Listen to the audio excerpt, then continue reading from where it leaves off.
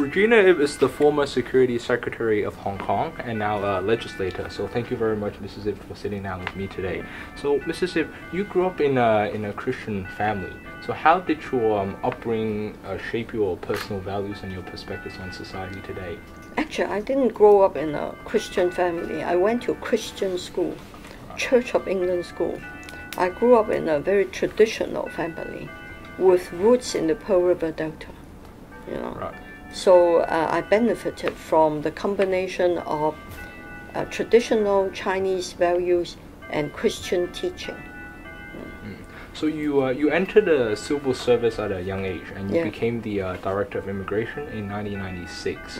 Now, so did you have to overcome any social hurdles as a senior female bureaucrat back in the 90s? No. I know of no particular sexist hurdles. I think, again, I benefited from equality of opportunity. I was very fortunate to have gone to a good school, one of the best local schools. And then in government, I also enjoyed equality of opportunity in employment. And about 10-15 years after I joined government, the government equalized salary and benefits for men and women officers. So I benefited from that. And I think my British bosses, they promoted us on the basis of merit, not on gender. Yes. You know, so the best person gets the job. Right. Now, you've described in the past, your experience with Article 23 as Politics 101. So, with the benefit of hindsight, what would you have done differently if we could go back to 2003? I think all of us collectively underestimated the opposition and the ability of the opposition to mobilize the public as well as to stir up emotions. And I also needed to improve my public speaking techniques. I think I misspoke on a number of occasions, which opened up opportunities for those opposed to government to attack me. You know. And we also suffer from bad luck because of SARS. You know, the handling of the bill coincided with the SARS epidemic, as a result of which almost 300 people died. And there was a lot of anger in late June as soon as Hong Kong ceased to be a WHO declared SARS infected area. So people were ready to get to the streets. You know. Right, but many Hong Kongers were very surprised when you decided to run for the Hong Kong Island constituency in 2008, and even more so when you actually won. So, given that the odds were stacked against you at the time, what motivated you to run?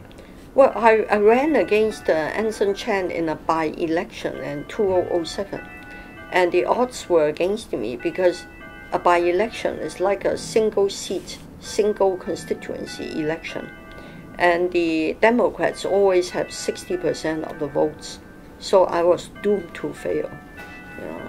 Naturally, I hope there would be a miracle. All candidates needed to have an optimistic outlook.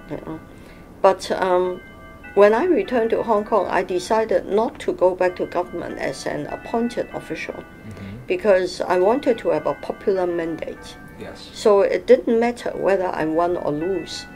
The electoral experience was very important learning curve for me. Yes. And I did win 130,000 votes, very respectable number. Yes. And I won in the following year with high votes.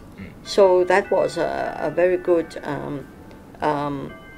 learning experience and opportunity for me to get back to Hong Kong politics.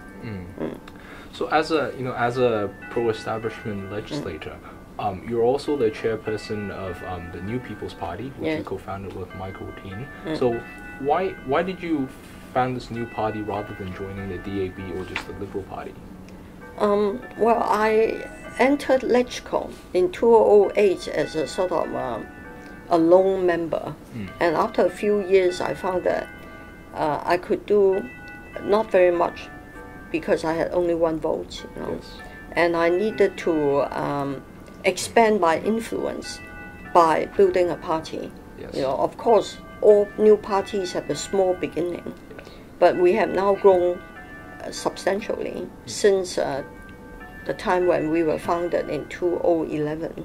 You know, and we now have over 600 members, almost 10,000 friends of our party, Yes. and 31 district councillors.